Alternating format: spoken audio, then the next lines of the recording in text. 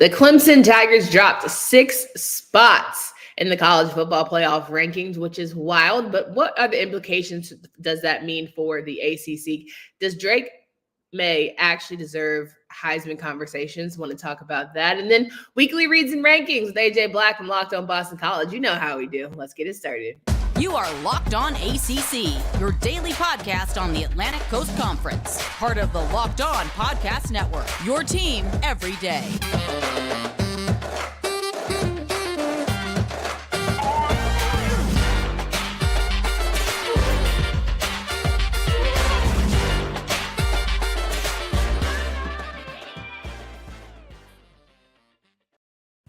What's going on, guys? Welcome to today's edition of Locked On ACC. I'm your host, Candace Cooper, joined by AJ Black each and every week from Locked On Boston College. And today is no different. We are coming to you live on this Tuesday evening for a Wednesday show. But nonetheless, we want to give some of our fans who like to do things a little bit early a swing at it. This episode of Locked On ACC is brought to you by Sling TV. Don't miss this week's matchups between all of your favorite ACC superheroes right here on Sling. Sling, the TV you love for a price you'll love. Try it today. AJ, how are you feeling? Bouncing back here after a very difficult week of football, but nonetheless, we're having good weeks of basketball. Yeah. I mean, didn't expect much from football. Got a little bit of offense from BC, and that's fun at least. But hey, basketball. It felt good to actually have a positive watching Prince Aligbe, BC's 4-star forward, hit a game with 0.9 seconds left in his first game collegiately. It was fun. It was fun watching that game. 1,000%. And welcome to being a basketball school. I don't know if you're familiar. Like, I've been here around the block where come November, we're pretty much all in when it comes to basketball. So just welcome. It's hard road, but it gets easier as it goes. Just so you know that. Yeah, I'm looking forward to it. All right. As we mentioned here at the top of the show, Clemson has fallen to the 10th spot here in the college football playoff rankings. They were number 4 heading into week 10. And after week 10, losing to Notre Dame, they are not in the top spots anymore, not even in contention, really, or in the fight, dropping all the way to number 10. AJ, when you saw these rankings come out and you saw Clemson falling at the top 10 level and basically out of contention for college football playoffs, what were your thoughts or initial thoughts around their ranking? I mean, it makes a lot of sense if you look at what happened last week and combine it with how their strength of schedule completely collapsed. Mm-hmm. I mean, their big win for the season going into last weekend was their win against Wake Forest. Wake Forest does not look like they're not a top 20 team anymore. I don't know what happened to Wake Forest, but they're not there anymore. And you go out there and you not only lose, but you get your butt kicked by Notre Dame. There's levels to this. There is, yeah. It wasn't just like, I mean, it was kind of like what happened with Tennessee. Tennessee goes out there and Georgia smokes them. Yeah. But Georgia, you knew is a known commodity. Notre Dame is not where Georgia is, right? Yeah. So what happens because of that? Clemson's going to get punished for it, and rightfully so. There is, as we've said on this podcast all year long, the line, the area of margin of error for the ACC is razor thin. Yeah. And all it takes is one bad loss. And that's exactly what happened this week. And Clemson's going to pay the price for it. Absolutely. And even for Alabama, who has 2 losses, they're still 9th ahead of Clemson when it all boils down to it, which is crazy to me. But when you think about the way, the landscape looks of an SEC loss, 2 SEC losses versus 1, really not even conference loss for Clemson. It's the scale is a whole lot different. But I think there needs to be more credit given to Marcus Freeman and how he's turned that team around for Notre Dame. Yeah, I mean, if we're talking about programs that were left for dead, Notre Dame about 3 weeks ago would have been on that. You know what I mean? Like, everyone was like, oh, what's up with Marcus Freeman? This is the wrong hire. Everyone wanted him fired. How could you let Brian Kelly go? Blah, blah, blah. And, just like a lot of things, people have no patience to let things kind of evolve. And, he looks every bit the coach that they hoped he was going to be. It just took a little while. Yeah. And that's what happens when you lose. Like, they had no quarterback, and it just took a while for them to kind of just get that evolved. And so I think.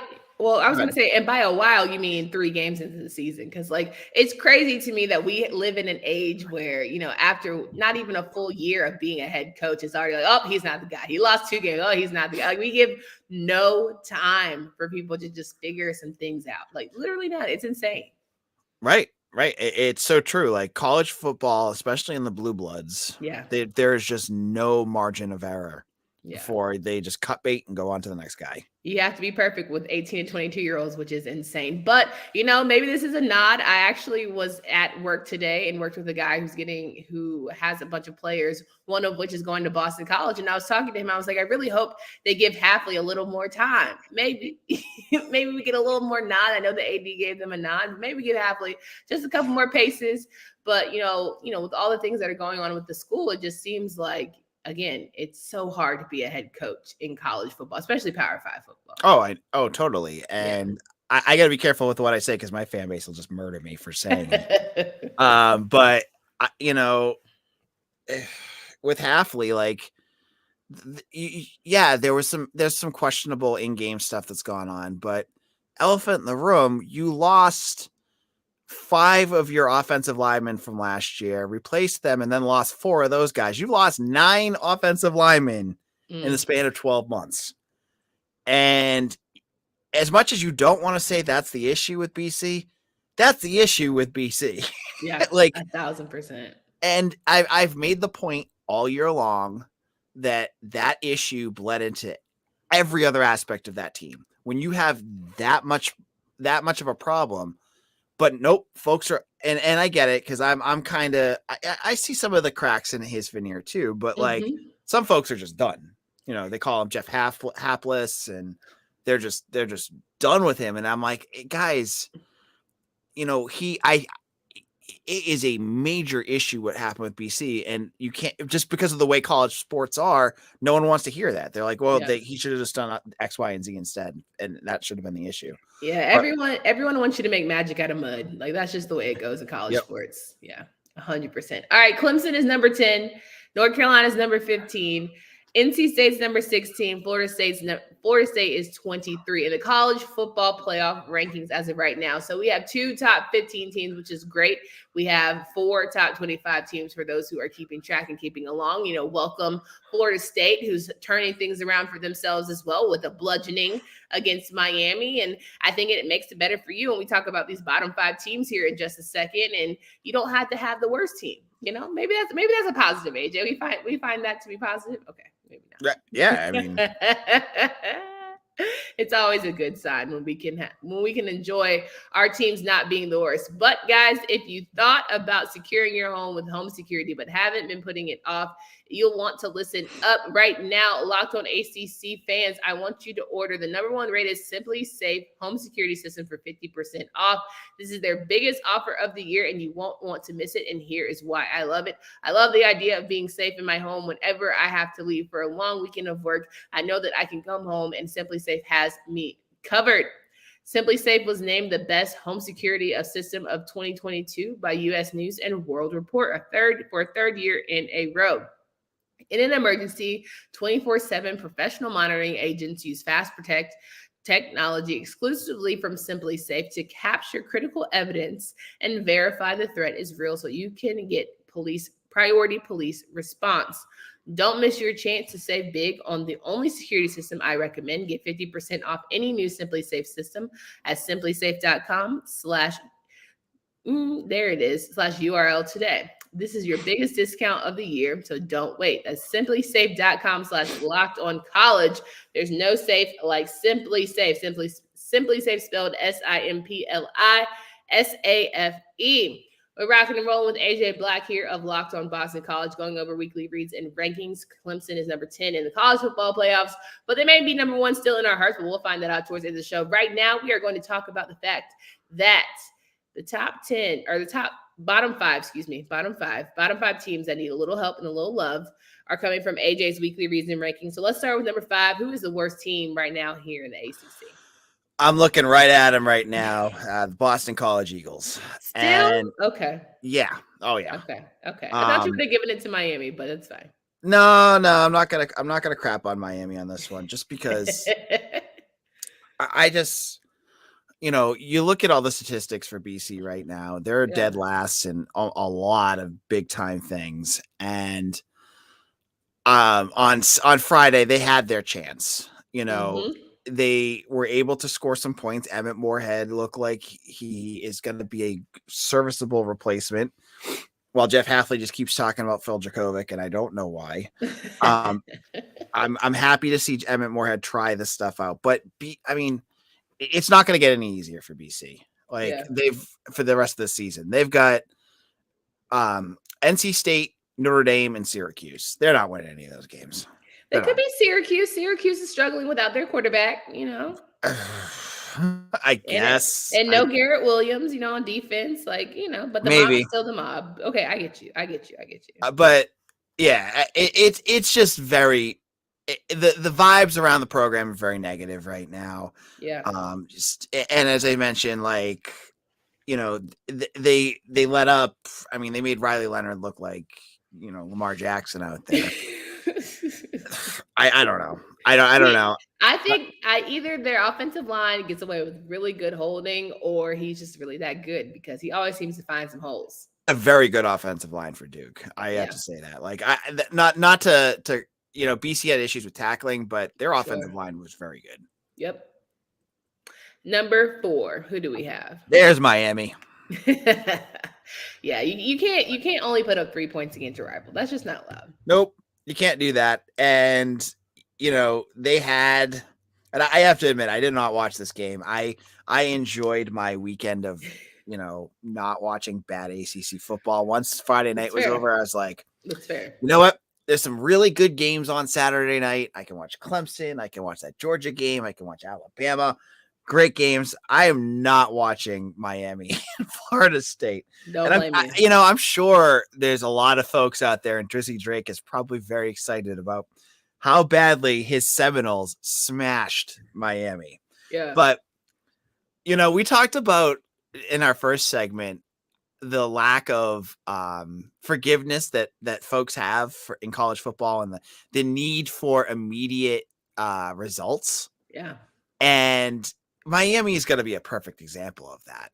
Has to. Because everyone wanted them to be the ACC Coastal champion because they had Tyler Van Dyke and this great coaching staff. And they're a complete mess. Mm-hmm. They're a mess right now. And when you have guys like that, when you bring in Mario Cristobal from Oregon and you bring in, Steele and Josh Gaddis and all these other guys, you have to give them a little time, but it feels like they're already done in corals with this coaching staff, which is nuts. Well, it's crazy because they were literally so hype about the coaching staff going into the season. Like, oh, we got all these dogs. Like, oh, we're just so good, blah, blah, blah, blah. And then you realize that it takes time and adjustment. As our friend Paco 305 is saying, we can laugh now, but we'll probably be crying later when Miami's so dominant. Who knows? Yeah. And there's a little humor in Miami that just thought, for a program that thought they were just going to immediately snap their fingers and be a blue blood again. But I don't know. I don't see it with them right now. And go ahead, yell at me in the comments section, folks, because I'm ready for it. No doubt. All right. Number 3 team that is one of the lowest here in the ACC would be UVA. This is a battle between the 3 and 2 are going to be the 2 Virginia schools, and I went with Virginia UVA a little bit lower here, but it's just a smidgen. So let's just talk about the Virginia and Virginia Tech kind of in the same breath here, because the bottom 4 schools in the ACC are just a giant mess right now. Yeah, and it's hard to distinguish how bad the situations are with the Cavaliers and the Hokies, but they're both just so bad. And I don't know what the answer is in either program. And you have 2 first-time head coaches, unlike Mario Cristobal, neither of them are proven commodities. You don't know what Tony Elliott or Brent Pry are going to turn into here. One or both could be failures. We don't know that. But the early signs from both are scary bad. And it's going to take a while for both of those teams to dig themselves out. I think that it ultimately comes down to the fact that there's been so much other things going on, and maybe our bigger branded, like a Miami, struggling so hard that we haven't had the time to really say, oh, Tony Elliott's doing bad too, or oh, Brent Pry is doing just as bad too. If you listen to Monday's show with Kenton Gibbs, though, he gave Pry a good one because he said that the reality of the situation is it's looking bleak, and I don't know if he's the guy. Now, sometimes you need someone to just turn it around. I think Fuente, really did them a number in, and that's why they're struggling, and they're having to get back on a little bit more of a tradition, or a little bit more to what made Virginia Tech so good to begin with, to start to have that rich tradition and all that Beamer energy. And I think they just need to give him time. But like we said, people don't want time. They want wins. And I don't blame them. However, you got to realize that you're working with 18 to 22-year-olds, maybe 23 at best. But listen, those people are nuts. We all know what we were like when 18 to 23. Yeah. Yeah, I mean, kids are crazy, and I can't imagine having to be in charge of 85 of them, and try to keep them from doing stupid stuff on campus and keeping their head clear and focused. It's a master motivator type job there, and it's not easy. It's not getting better. All right, we got number 2 on the teams that are struggling the most here in the ACC. So that was this is number 1. Oh, okay, number 1. Because Virginia Tech was kind of okay. I hear you. And you know what? I looked real long and hard at who I was going to pick for this next spot, and I debated. It's got to be between 2 Atlantic schools, and it's 2 teams that are falling like a rock right now. It's going to either be, for me, Syracuse or Wake Forest. And I'm going to honestly, because of injuries, not use down here, I'm putting Wake Forest down here.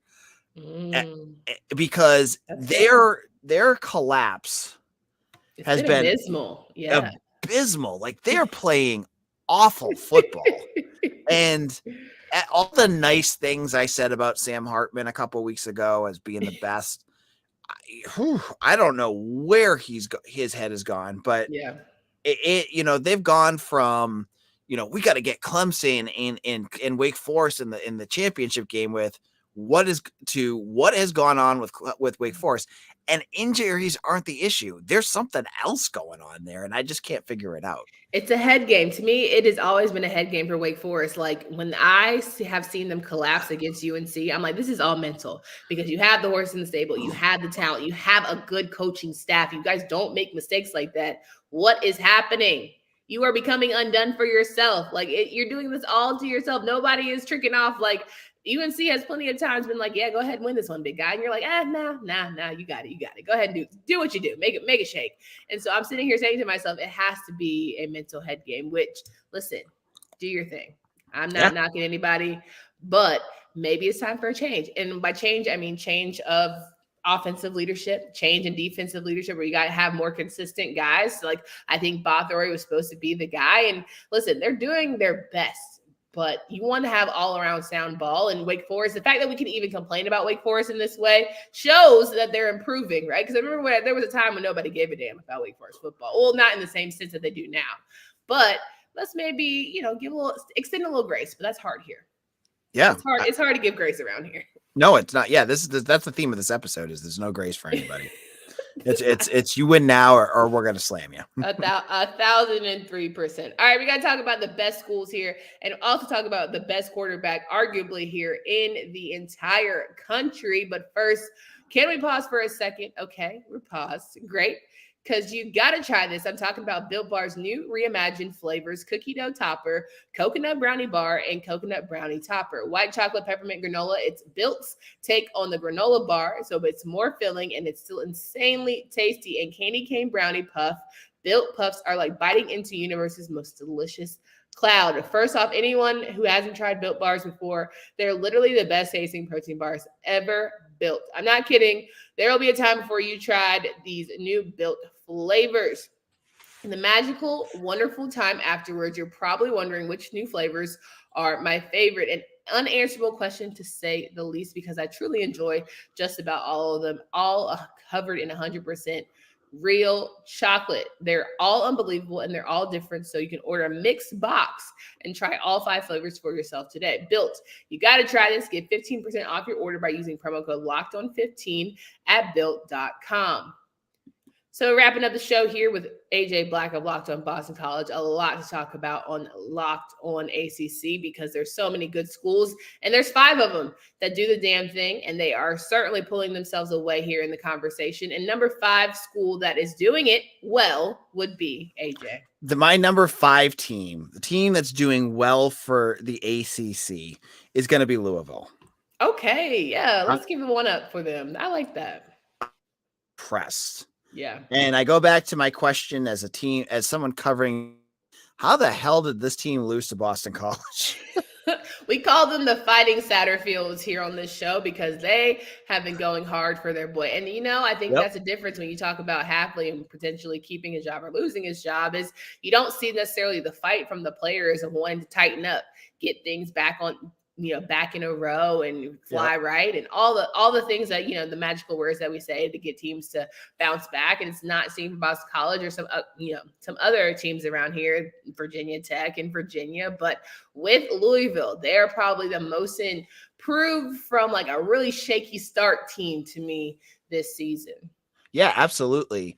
And they've gone from a team that, we were talking about Satterfield getting fired to, I honestly think that they could win against Clemson this weekend. Yeah. I think they're at that, they're playing that hot right now. Yeah. Emotionally. They have the best defense. They have the best defense in the ACC, which is insane given what the talent that Clemson has. Right. And the fact that Clemson just, I think, has probably taken a gut punch when you always play for a college football playoff every year. And now the opportunity is really, gone from you. Maybe the motivation isn't quite as, high as it could be. Who knows? Right. Which is not good for the ACC. But here we are. All right. Number 4.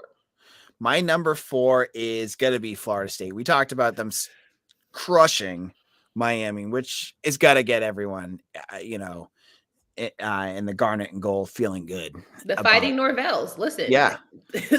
Whatever is working for coaches who are on the hot seat, as much as we've talked about coaches on the hot seat this season, clearly the players are like not so fast at some schools. Yeah, and to get a good win like that, and then to look at their schedule, I mean, they've got Syracuse, Louisiana, and Florida. The Florida game is gonna be good. I think it's gonna be a good game this year. 100%. And then I think they given the state of the program, I think they're going to beat Syracuse. Yep. And they could easily be an 8 or 9 win team this season. And that's the trajectory that you wanted, right? I can't imagine any Florida State. Well, I can imagine there's Florida State fans out there that are being unreasonable about this, but saying that after what you've seen to go from, 6 wins last year or 5 wins to 9 wins. Yeah. That's in the direction you want your program to go. So that's a success. That's all you can say. This is a successful season, and they're trending right where they should be. Things we love to see. All right, number 3.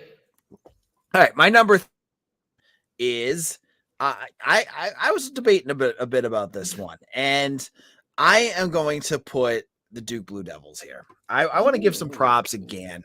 Okay. And I'm going to be a little high on them this week. They are bowl eligible. Hello. And I could have flipped them with Florida State. I probably should have.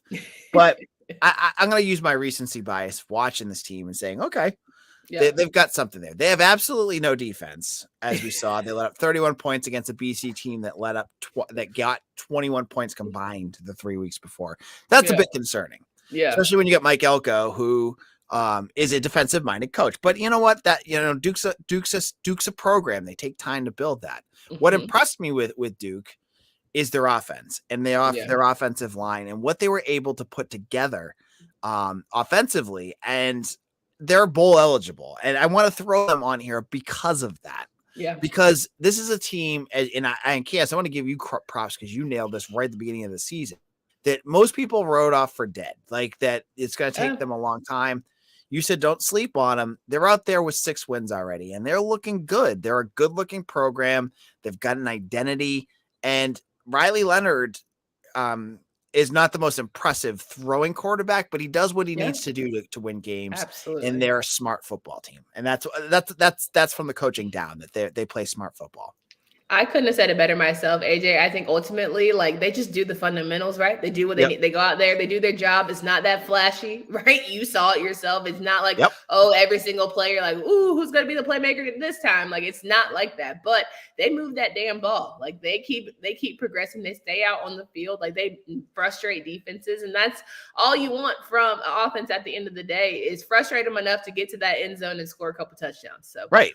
And there it is. And as much as BC's offense was clicking at points, their defense made some stands, and that's all it took. And then once that offense was just grinding BC down, there was no chance for BC to come back. And as you mentioned, like, they had 0 turnovers. Yep. Like, that's going to win you games right there. They had 0 turnovers, and that, a team like BC needed a turnover or two to win that. And Duke was like, nope, we're not doing that. And that got them the win. 1,000% agree. All right, number 2. I'm going to put Clemson here. I'm dropping them out my number 1. Okay, let's go. We love some change on this show. All right, Clemson, it's been real. It's been fun, but it ain't been real fun. I like when we shake things up around here. And I think that the Tigers definitely have taken themselves out of conversation. It's just crazy. And this goes back to our conversation that, again, I go back to some of the things that we brought up in the preseason are starting to bloom here. When I said that, I remember going back, if you go back in the records and see what we said, I said when Tony Elliott and Brent Venables left, I thought Clemson needed to go outside of the program to get coordinators. They didn't do that. They just hired from within. And it looks like the team's stagnant now. They don't, when you have, I'm going to say this again. When you have a defense as deep, I mean, their defense is insane, the talent that they have on the team. And it let up, 30-something points to Notre Dame? 35. That's unacceptable. Yeah. You have, you go to the list, Miles Murphy, Brian Brees. You've got guys that are out, but even with guys out, I know Xavier Thomas is out for the year now. There's too much talent there to do that. Yeah. And I think the big elephant in the room as well is that there's an issue with Clemson and recruiting that no one's talking about, or people aren't talking enough about, where this is a program for years that brought in elite weapons, whether it was DeAndre Hopkins or Travis Etienne or, all these big time Mike Williams, you name these wide receivers that they have. And you look at what they have now. Will Shipley is nice. He's a 5-star recruit, but he doesn't seem to look like one on the field. Consistently. And that's an issue. And I don't know. They don't seem to have that elite edge to them. And I don't know what Dabo is going to have to do about it. But I've got, as I said earlier, I have them on big time upset alert against Louisville. I think Louisville, as long as Malik Cunningham, I heard he possibly had a hand injury, as long as he's healthy, after a big time drubbing that they received last week, it's going to be a put up or shut up game for Clemson, and I'm not sure they can put up. 1,000%. And you know what? It's just Clemson isn't feared. It's almost like Alabama a little bit. They're not feared as they once were. People feel like they have a chance, which at some point, a couple of years back, you were like, oh, listen, let's just get out here, do our best, boys, get some highlight if you can. But now it's like, oh yeah, there's an absolute shot. There's some head games going on with DJ, knowing that you got Cade right there. And I hate that it's all become about DJ, because it's not only on him. Like, he can only throw to so many people that have to catch the ball, or that offensive line has to create the holes for your running backs. It just, the defense can only do so much when they're injured. But we say next man up, and it just feels like, I don't know, the target's on the back. But I will say, Dabo Swinney loves nothing more than to play victim, and he loves nothing more than to be the underdog. So if there was ever a fire under the belly, being number 10 has been the ultimate fire under said belly. And they could still, with 2 weeks left, change things. Crazier things have happened. I think TCU is going to wet the bed, but that's just me. I don't see them being the top 4 when it's all said and done. But who knows? Who knows? A lot. So there's still plenty of football left. All right, number 1, who we got? I'm going to shoot myself for picking this because I've done this show with you for 2 years now, or a year and a half now, and I know I shouldn't be doing this, but I'm putting the UNC Tar Heels. Drake Maye for Heisman. Yep. And I forget who I saw. It was a national analyst that said if he was eligible now, Drake Maye would be the number 1 draft pick in college football. Ooh. And absolutely he would. I mean, he is that guy. He's the guy. He is, we all talked about how the Tar Heels were going to move on from Sam Howell. And not only did they move on from Sam Howell, they found a guy, arguably, I'm going to say this, that seems to be at an elite level. Like this guy is better. 31 touchdowns, 3 interceptions. That's pretty good. I don't know. It's slight. Like that's I don't even think that's like, oh, Sam's level. That's elevation. And Sam was good as hell. And I still think we've elevated our game and got someone better. That's crazy. And he's a true freshman. Yeah. He's got a long way to go. And I feel like the team really loves him. Like there's something about Sam to where they liked him. They tolerate him. Big Sam. He's a quiet one. He does the work. But like Drake's also the one that can back it up with the tough talk that he kind of gives. That Thanksgiving game versus NC State is going to be a good one. That with MJ Morris now he's developing right now. Yep. I'm excited to see that matchup. Yep. And just so everyone knows, NC State was just off the edge of mine. For all the Pac fans who are going to get in your tail. Yep. They'll get my recency bias next week after they beat BC by 24 points. So there we go. Well, they are a top 25 team nonetheless, and there's a lot of good football left here, and there's great basketball even better happening for the rest of the week. And we'll have Alex Dono for Trap Game Thursday, as well as Jersey Drake for Locked On, giving you the best bets here for week 11. I cannot believe we're almost through football. It feels like it flies, and I'm so excited about it. But AJ, it's always a pleasure to have you here on the show. Can you please remind these folks where they can find you, follow your work? Yes, I am the host of Locked On Prince of Ligby. Now I'm Locked On Boston College. And if you haven't seen it, it was a great play to end the game yesterday for BC basketball. Check that out. But I am the host of Locked On BC. I talk about BC football and basketball 5 days a week. You can check out my work there.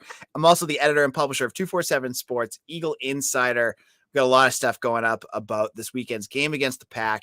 And and as a plug, I'm going to be on with Kenton on Thursday doing a crossover episode talking about the Wolfpack and BC game. I'm sure folks are not going to want to miss that one, so make sure to check that out wherever you get your podcast and on YouTube. We love when we have some crossover episodes from our Locked On ACC friends, guys. For Candace Cooper and AJ Black, we hope you come back next week. And until next time.